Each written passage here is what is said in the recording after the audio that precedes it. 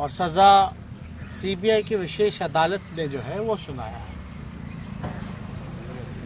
अदालत के फैसले पे हम कोई टिप्पा टिप्पणी नहीं करेंगे, बल्कि हमने पूर्व में भी ये बोला था कि जो भी न्यायालय का फैसला है उसका पालन होना चाहिए।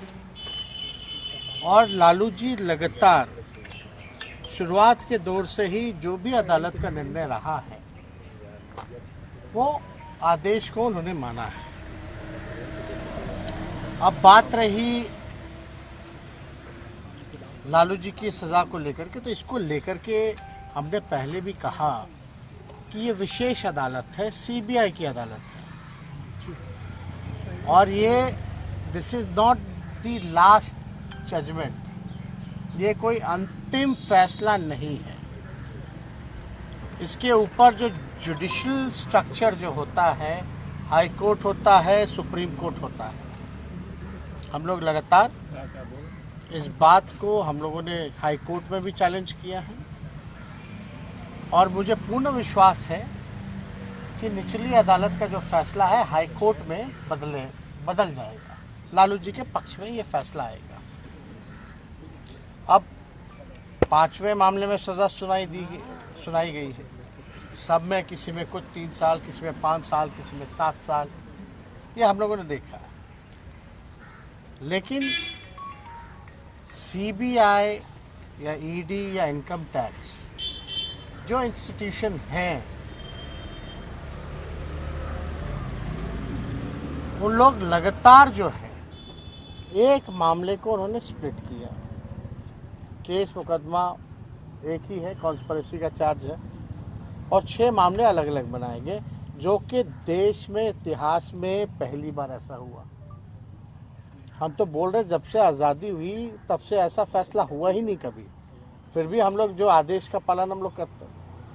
लेकिन आप ये देखिएगा कि आज़ादी से अब तक चारा घोटाला, हम कहते कि अब तो सज़ा हो गई, भूल जाइए। और घोटाले कौन कौन से भाई? कितने घोटाले हुए देश में? अरे देश की छोड़िए, बिहार में बताइए कि उसके बाद से कोई घोटाला ही नहीं हुआ क्या? लगभग 80 घोटाले हो गए। Where is CBI? कहाँ है सीबीआई? कहाँ है ईडी और कहाँ है इनकम टैक्स और इंटरपोल? एनआईए कहाँ है?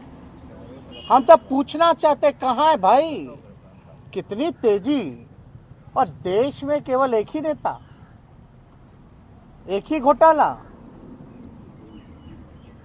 गजब की एजेंसी है भाई, पीठ थपथपा रही है। ये तो तोता का काम करती है, इसमें तो हमको बोलने की जरूरत नहीं है। लालू जी थोड़े से क्या सक्रिय हुए बेचारे? आप सब लोग जान रहे हैं कि तबीयत उनकी खराब थी, है भी। वो तो राष्ट्रीय अधिवेशन था तो उसमें उनको रहना ही था। थोड़ी सी क्या सक्रियता हुई? अब तो 24 का ज़्यादा दिन चुनाव का बचा है नहीं ना, तैयारी तो अभी से शुरू है। यूपी चुनाव के बाद लोकसभा की तैयारी हो जाएगी, तो थोड़ी सी सक्रियता आती है। और सीबीआई जो है विजय माल्या जी को भूल जाती है, नीरव मोदी जी को भूल जाती है, ललित मोदी जी को भूल जाती है, मेहुल चौकसी भाई को भूल जाती है। कुछ दिन पहले 23,000 करोड़ रुपए लेकर के भागे, उनको भूल गई। अरे ये देश से कैसे बाहर चले गए?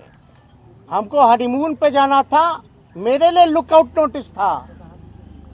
हमको कोर्ट से लुकआउट नोटिस हटवा करके बाहर जाना पड़ा। हमने कौन सा अपराध किया था जो हम पे भी लुकआउट नोटिस था? हम तो कहना चाहते हैं भाई, इन लोगों के लिए नीरव मोदी, मेहुल चौकसी, विजय माल्या, नीरव मोदी, क्या इन लोगों के लिए लुकआउट नोटिस नहीं था क्या?